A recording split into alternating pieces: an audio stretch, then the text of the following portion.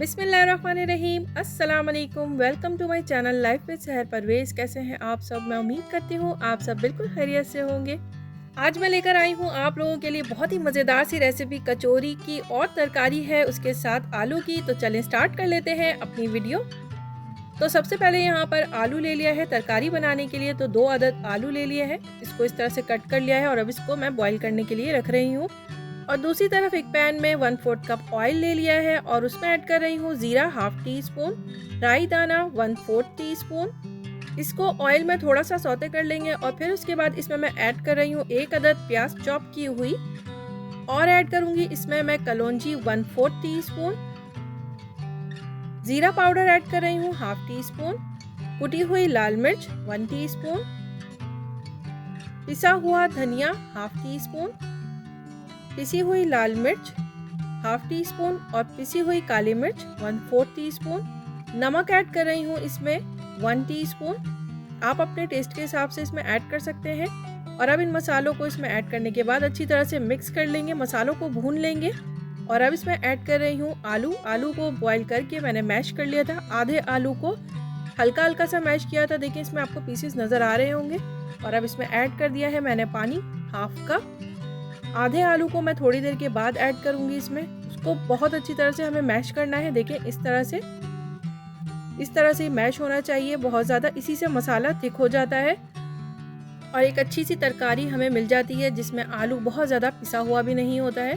Food colour add कर दिया है मैंने, ये ऑप्शनल है। और अब ऐड कर रही हूँ इसमें इमली का पल्प 1 टेबल स्पून, ताकि इसमें मज़ेदार सा एक खट्टापन, एक खटास सी आ जाए, बहुत ही टेस्टी सी। तो बस अब इसमें मसाला ऐड कर रही हूँ, थोड़ा सा गरम मसाला 1/4 टीस्पून, और खुशबू के लिए कसूरी मेथी ऐड कर रही हूँ 2 टीस्पून। अगर आपके पास ये ना हो तो ये ऑप्शनल है, तो मत डालें आप, बगैर इसके भी अच्छा सा टेस्ट आ जाएगा, अगर हो तो डाल लें। तो बस 5 से 10 मिनट में तरकारी मज़ेदार सी बिल्कुल हमारी रेडी हो चुकी है। मसाला बिल्कुल रेडी हो गया, देखिए इतना थिक हो गया है। अगर तो आपकी तरकारी बहुत ज़्यादा थिक हो गई हो तो आप पानी इसमें ऐड कर सकते हैं। तो तरकारी हमारी रेडी हो गई। अब चलते हैं दाल की तरफ। तो दाल ले ली है मैंने मूंग की 1 कप, इसको मैंने वॉश करके अच्छी तरह से भिगो लिया था। आप चाहें तो चने की दाल से भी इसको बना सकते हैं, चने की दाल से भी ये बनाई जाती है। और अब इसको मैं देखें बॉईल करने के लिए रख रही हूँ। तो जब ये दाल बॉईल हो जाएगी अच्छी तरह से तो इसका पानी मैं डिस्कार्ड कर दूँगी, यानी कि स्ट्रेनर से इसको छान लूँगी। और अब दालों को मसाले के साथ थोड़ा सा कुक कर लेंगे। तो कुटी हुई लाल मिर्च ले ली है हाफ टी स्पून, पिसा हुआ जीरा 1 टीस्पून और नमक 1 टीस्पून जाएगा इसमें, और हरा धनिया इसमें जाएगा 2 टेबल स्पून। आप हरा धनिया बहुत ज़्यादा भी इसमें अच्छी तरह से डाल सकते हैं, हरा धनिया यानी कि इसमें बहुत टेस्टी लगता है। हरी मिर्च इसमें आप ऐड कर सकते हैं अगर आपको स्पाइसी पसंद हो तो। मीडियम फ्लेम पर ही इसको हमें थोड़ा सा खुश्क करना है, बहुत ज़्यादा खुश्क नहीं करना, ठंडा होने के बाद ये खुद ही खुश्क हो जाता है। तो बस इतना ही हमें खुश्क करना है। तो बस रेडी हो चुकी है हमारी दाल। और अब बना लेते हैं पूरियाँ। तो पूरियाँ बनाने के लिए मैंने यहाँ पर ले लिया है मैदा 2 कप, इसको मैं इस तरह से छान रही हूँ।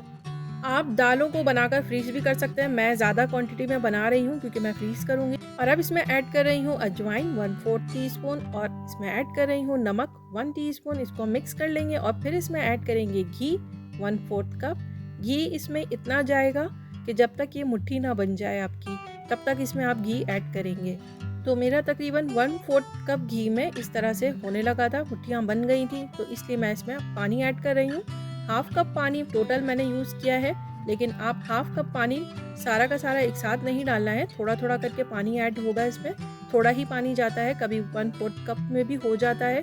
तो इसी तरह से आप थोड़ा थोड़ा पानी ऐड करेंगे और इस तरह से आटा, जिस तरह से हम रोटी का गूंथते हैं, बिल्कुल उसी तरह से आटा गूंथ कर इसको रेस्ट देना है हमें 20 मिनट के लिए।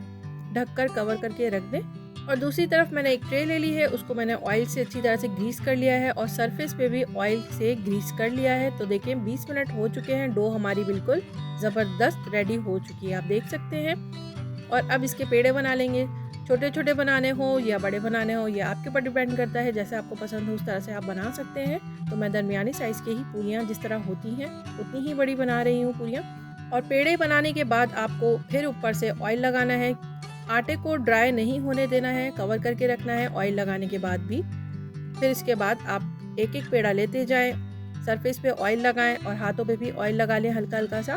और उसके बाद इस तरह से फैला लें और दाल डालेंगे, हम थोड़ी थोड़ी सी दाल डालेंगे इसमें और फिर उसको एक पेड़े की शक्ल दे देंगे।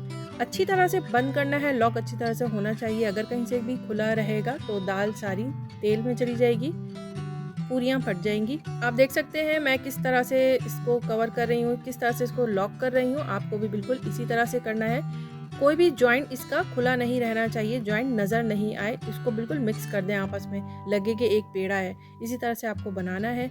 अगर आपको मुश्किल हो रही हो तो दाल आप थोड़ी थोड़ी सी डालें, इसमें कोई मसला नहीं है, थोड़ी दाल भी चलती है।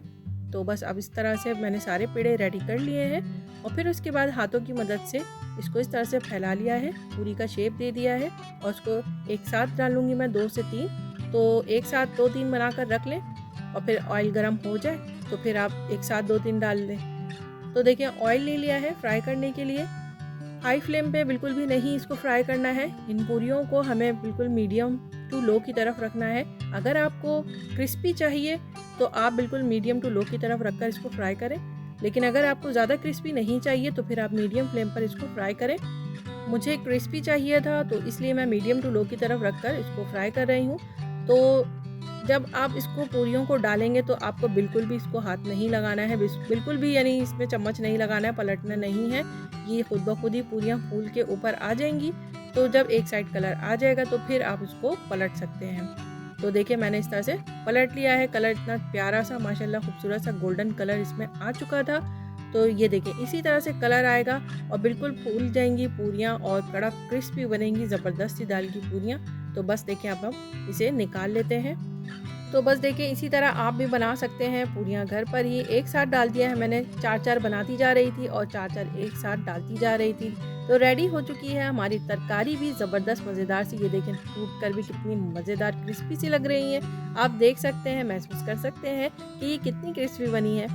तो देखें तरकारी भी इतनी ज़बरदस्त, ठंडी होकर खुद ब खुद तरकारी जो है गाढ़ी हो जाती है। अगर आप थोड़ी सी पतली की तरफ रखेंगे और वो ठंडी होगी तो आहिस्ता आहिस्ता खुद ब खुद गाढ़ी हो जाएगी तरकारी। तो देखिए आप देख सकते हैं इसकी कंसिस्टेंसी और ज़बरदस्त सी तरकारी और हमारी दाल की कचौरी बहुत मज़ेदार सी तैयार हो चुकी है। रमज़ानों के लिए बेस्ट रेसिपी है ये।